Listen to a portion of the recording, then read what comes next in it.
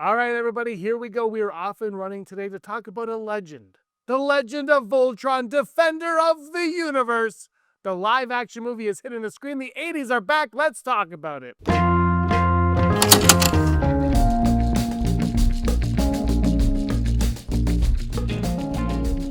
Hello, everyone. Welcome to Digital Charcuterie. My name is James. Thank you so much for stopping by. If you're new to the channel and looking forward to the all-new Voltron movie coming out sometime, hit that subscribe button because we're going to talk about it and discuss it right here on the channel. Let me know your thoughts, your hopes, and your expectations for the upcoming Voltron starring Henry Cavill and a slew of others. We'll get into that in just a bit. And I gotta say, I genuinely cannot believe I'm living in a timeline where a live-action Voltron movie is not only real, not only filmed, but sitting in post-production at a major studio with a real budget, a real cast, and an actual plan. My dad hated Voltron so much, I'm going to take him to the theater to watch this thing if it's in the theater. I can't wait. Voltron has been one of those properties that Hollywood kept circling like a spaceship that never quite landed. And now suddenly it's here. It's tangible, and it feels like the moment we've all been waiting for, without even realizing it. For decades, Voltron lived in a weird space where everyone knew it, everyone loved it, except for my dad, but no one quite trusted it, and with the kind of cinematic treatment it always deserved. And now Amazon MGM Studios just walked in and said, nah, we're doing this for realsies. And that's got me pretty excited. From everything we know so far, this movie is being directed and co-written by Ross and Marshall Thurber, which immediately says the tone is going to be lean, big, sincere, and crowd-pleasing rather than overly cynical or embarrassed by its own premise. That matters a lot for Voltron because Voltron is not just a franchise that works if you try to sand off their weirdness. This is giant robotic lions forming a sword-wielding space god to fight alien empires. You don't apologize for that. You lean in hard. The fact that Amazon backed this with a massive post-production window, reportedly close to a year, tells me they're fully aware that the lions, the combination sequence, the space battles, and Voltron itself have to look absolutely flawless, or the whole thing will fall flat on its face. Now we gotta talk about the cast, which is pretty freaking awesome. Henry Cavill being attached to this project is not just some random stunt casting, and I don't buy for a second that he signed on just to show up and collect a paycheck. Every credible report points toward him playing King Alfor, which is perfect casting in a way that almost feels too obvious in hindsight. Cavill has that mythic old-school sci-fi gravitas that makes you believe in ancient space kings and lost galactic civilizations. As Alfor, it immediately frames this movie as a legacy story, one that understands Voltron isn't just about pilots and robots, but about sacrifice, ancient wars, and the long shadow of cosmic conflict. Sterling K. Brown, seriously, this is insane.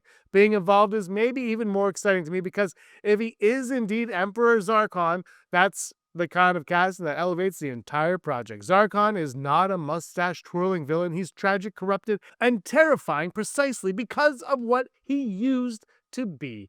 Brown brings emotional weight to everything he touches, and I keep imagining a version of Zarkon who is genuinely heartbreaking before he's monstrous, which would make every Galra fleet attack and every Voltron battle feel personal instead of just spectacle. Personal is where stories thrive. Now, what really has me locked in is the fact that this movie does not seem to be doing a lazy beat-for-beat retelling of the original series. Though that would be fun, we already know it. There have been leaks, whispers, and alleged test screening reactions suggesting that this film might actually function as a continuation or spiritual successor rather than a straight reboot. Nothing, of course, is officially confirmed, and anyone pretending these are hard facts is lying, but the consistency of these rumors makes them hard to ignore. The idea that Voltron could be returning in a universe where the legend already exists, where the lions are lost or dormant, and where the galaxy has moved on from its heroes is honestly the smartest possible approach, in my opinion. It gives new audiences an entry point while rewarding longtime fans who know the weight behind the name Voltron. And that, of course, brings us to the original series. This is where this becomes important. The 1984 Voltron wasn't just a cartoon about robots, it was a gateway drug into serialized sci fi storytelling for an entire generation. 5 pilots from different backgrounds learning to trust each other, learning to function as a unit, and literally needing each other to survive is a concept that never stops working. The Lions weren't just vehicles, they were extensions of the pilots themselves.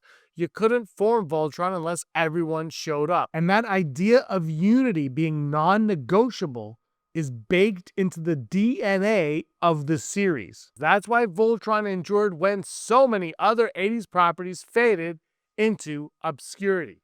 Now let's fast forward to Voltron Legendary Defender over on Netflix, and I still think it's one of the best examples of how to revive a classic IP without betraying it.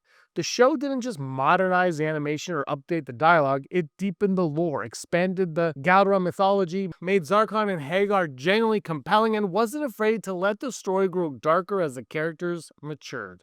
It respected the intelligence of its audience, and it treated Voltron as epic space opera instead of just a toy commercial, which, is kind of what it was originally.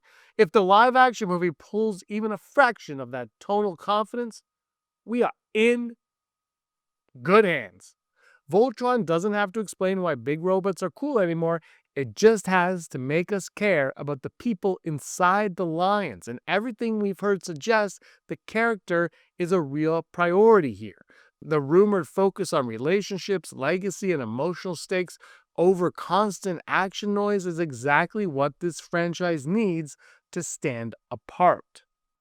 Unfortunately, Voltron is destined to be a straight to streaming for Amazon. The only upside to this is that more people will probably be able to see it, those who don't want to go see it in the theater.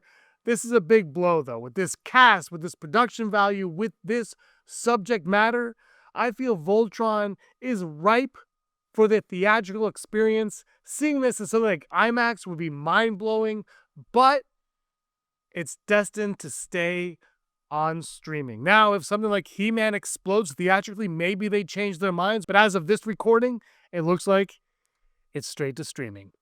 And look, I'm not blind to the risks. Live action adaptations of animated properties can go sideways fast if the tone is wrong or the visuals don't hold up. But everything about this project so far tells me the people involved understand exactly what's at stake. They're not trying to fix Voltron. They're not embarrassed by it. They're not sanding off the edges to make it grounded or realistic. They're treating it like modern myth, which is exactly what Voltron is. I keep coming back to this feeling that Voltron is uniquely positioned to resonate right now. It's a story about unity in a fractured galaxy, about choosing to fight for something bigger than yourself, about trusting people who are different from you because survival depends on that. And if this movie sticks to landing, it doesn't just revive Voltron, it opens the door to sequels, spin-offs, deeper lore explorations, and an entire cinematic universe that actually earns its existence instead of feeling forced. And I'm growing tired of forced cinematic universes. So yeah, I am excited. Beyond excited? Sure. But I am excited in a way that feels earned, not manufactured. I'm excited because Voltron finally has the technology, the budget, and the creative backing to be what it always wanted to be. I'm excited because the Lions are coming back. The sword is coming out. And somewhere out there, 5 pilots are about to remind the galaxy what it means to stand together. If this movie really understands that, if it really captures the heart beneath the metal, then Voltron isn't just back. It's about to roar. It all sounds really good. Now, whether or not they pull it off, that all remains to be seen. But on the surface, from what they're presenting to us, I'm all in. Take my money. We're getting Masters of the Universe, which I think looks like Masters of the Universe. And if they can pull that off with Voltron, Voltron could be something special. Voltron was like Power Rangers before Power Rangers. I know they're not, but they were, right? They're coming together. That's what I always thought of when I saw Power Rangers come out. I was a little bit older for Power Rangers I missed it by like a year, maybe 2 years. I missed the boat on Power Rangers, though I did like the new movie or the recent movie that came out like a decade ago now. I did enjoy that movie.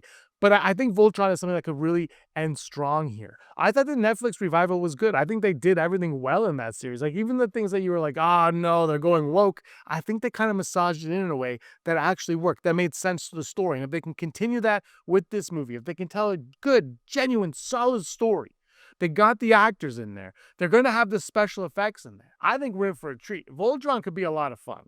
A lot of fun. And the 80s were a lot of fun. Every crap we watched Saturday morning, bowl of cereal, 6 a.m. until like 9, 10, whatever it was. You sat down, you watched the animation time, that block right there after these messages. And then you have like they would always have the host. Dude, best time ever for television. Look, to be alive, we can all debate. But television thrived Saturday mornings. Thank you so much for watching, everybody. Let me know your thoughts in the comments down below. I really appreciate your time. Hit that like button and subscribe. Until next time, may you be the master of your own universe.